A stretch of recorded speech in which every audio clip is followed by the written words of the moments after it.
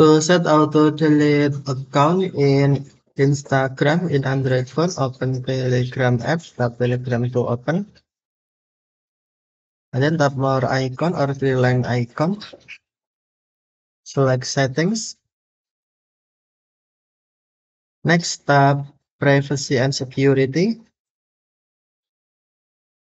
and then scroll to the script.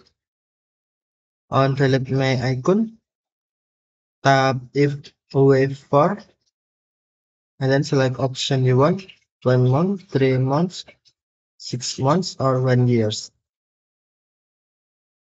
Okay, thank you for watching. Have a nice day.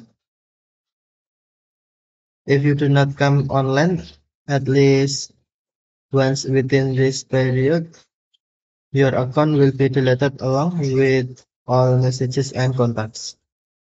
Okay, thank you for watching. Have a nice day.